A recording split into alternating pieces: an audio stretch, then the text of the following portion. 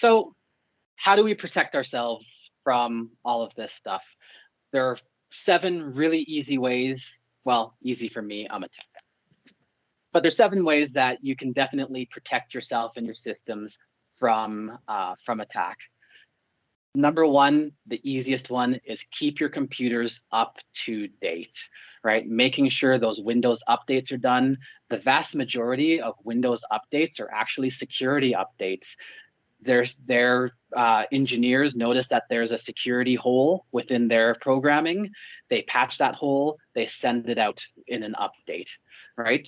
They have, especially Microsoft, has what they call Patch Tuesdays, right? And as a tech guy, we're always looking for Patch Tuesday to see what's coming out and what's the latest, so that we can stay ahead of attack vectors and security trends, right? But making sure your computer is up to date always is one of the major things that you can do, right? Within those updates, there's always the Windows Defenders updates as well. So you definitely want to have your computer absolutely up to date as much as you can, so that you know that if there are exploitations to the programs that you use or Windows that you use, that those are being plugged and they're being proactively taken a look at. So another big one, and this is one that I see especially small businesses kind of fall prey to a lot, because again, they don't see themselves as big, as big targets for being attacked. But your network and your perimeter, right? Making sure you've got a firewall, in place. And the thing is, right, in Alberta, we've got the major two are TELUS and Shaw. You get with them, you get, even when you get their business accounts, they'll send you that box and you plug it in and you've got internet and you're happy, right? The thing is, those boxes that the ISP gives you, they are not firewalls. They are not meant to protect your network from, well, anything. They're not meant to protect your network from anything, right? If a hacker gets into your network, right, that box that you're getting from your ISP, it's not going to help you at all. You want to make sure that you are looking at your network, that you've got a firewall in place, that your firewall is set up properly, right? Because yeah, you can buy, firewalls or protected routers and such like that off the internet, off of Amazon or whatever not. But if they're not set up properly, they're not protecting you like they need to. So you want a business grade firewall. You want something that's from Cisco or Fortinet, or Meraki, something like that. You want to make sure that you've got something that is going to actually protect your business assets. So the next way that you can protect yourself is having access and permissions control. Not everybody in your company needs to have access to everything on your network.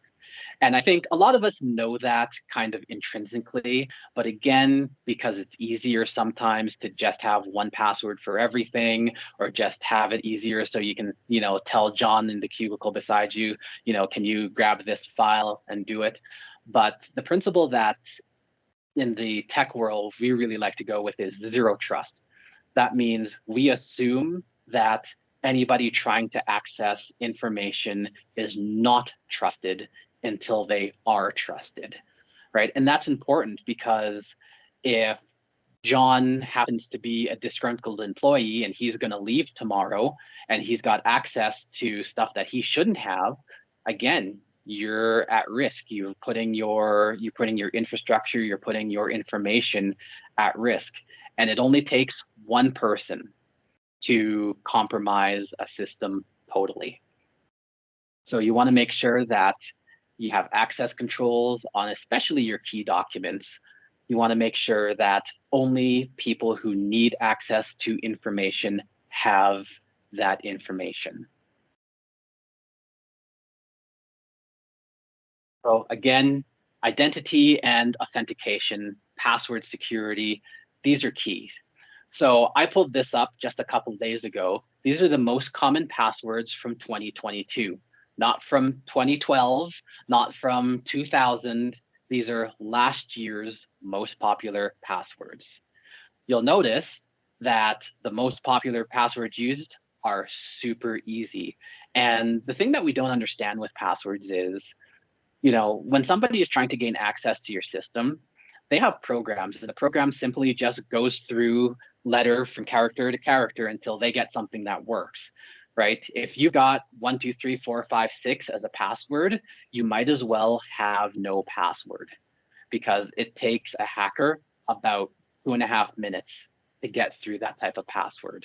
If you have a password that's password, again, might as well not have a password, right? These easily guessable words and number combinations are a hacker's dream when they come to accessing information.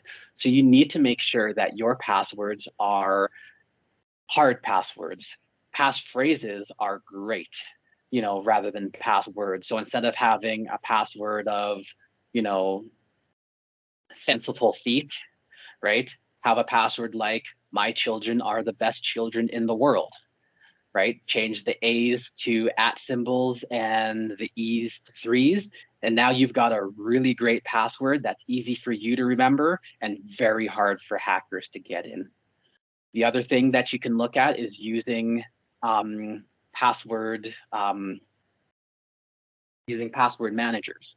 So those programs like OnePass or Passly that are going to manage the passwords for you. They're going to give you a big, long, complex password, and all you have to do, as long as that password is open, is click copy and paste into the programs that you need it to. Of course, you also want to look at 2FA or MFA, which is two-factor authentication or multi-factor authentication, as a second way of protecting your documents. And basically, all that 2FA or MFA is, if you want an easy way to remember it, it's something you know and it's something you have. So something you know is your password, right? You're going to type that in, making sure that it's not one of these top 10s, but typing it in, and then it's going to ask you to authenticate yourself with something you have. Now, 9 out of 10 of us have our cell phones with us almost 24 hours, right? You get a ding to your phone, it sends you that one-time code via text message or via an app, and now you've got really good protection on your system. If a hacker was to get your password, then again, that next thing that's going to come to your phone, and you're going to say, oh, wait, I didn't do that. You're going to say no. And again, that's another barrier for hackers to get in. So very important having good password hygiene. Regular security risk assessments. I can't stress this enough. You can't just set your security. It's not a once and a done thing, right? Just like hackers and cyber criminals are constantly looking for new ways. Now, we are looking for new ways to protect you every single day. But again, it's a cat and the mouse game. So we think of a new way to protect, a hacker thinks of a new way to get around it. But if you just have if you put your security in place, maybe when you got into a new building, or when you set up your internet the first time around and you think it's done, it's not, because there's constantly holes, there's constantly new things that are coming out. So you definitely want to make sure that you are regularly checking your security, regularly making sure that your password policies are up to date and up to snuff. You want to make sure that your access control is still serving your purposes, right? And those are things that an MSP like us here at Sagewood can help you with, right? We are pros at doing these constant checks and making sure that things are up to date, and partnering with you to make sure that those are in place as well, right? You shouldn't have to be worrying about this 24 hours a day, 7 days a week, because to be perfectly honest, that's my job. So, and then you want to look at advanced email security. And this is important too. Like we said, the majority of the attack vectors and the way that people are going to attack you is through email. So having advanced email security is going to save you a lot of pain and a lot of trouble down the road if something happens, or in fact, it's going to stop something from happening in a lot of different cases. Advanced email security is looking through those emails as they come in before they hit your inbox. They're looking for signatures of attack. They're looking for signatures of spam, of phishing, of spear phishing, and they're going to stop a lot of those before they ever get to your inbox. So having advanced email security, again, very, very important. Lastly, security awareness training. Training your staff, making sure that you're aware of what these things look like so that when they do happen in the real world, you can actually identify them. Security awareness training is something you should be doing at least every couple of months. At worst, you should be doing them at least bi-yearly so that you can continuously take a look and continuously make sure that your staff knows and that you know what these new threats look like and what you should be looking for, making sure that your skills are up in this. And it's just like any other skill, identifying these. Just like a sommelier can identify a good wine from a bad wine, we want you guys to be able to identify a good email from a bad email. And it might seem sort of implausible to kind of be able to get everybody together and do this training, putting this time aside and taking people away from their regular jobs to learn this. But this is definitely a case. It's been proven time and time again. An ounce of prevention is worth a pound of cure. It's going to be so much easier, as Mike said before, to stop these things from happening to begin with than it is to kind of clean up the mess. And this is one of the big ways to stop it before it happens. Sure. As an MSP owner and as a technician, to be perfectly honest, and I'll even put it. I saw a comic one day, not too far from now, and it had two boxes. In the first box, it had an IT person and a boss, and at the top it said, "When everything is going well." And the boss person was saying to the IT person, "What do I pay you for?" Right? And then in the second box, it said it was identical. So there was still the boss and there was still the IT person.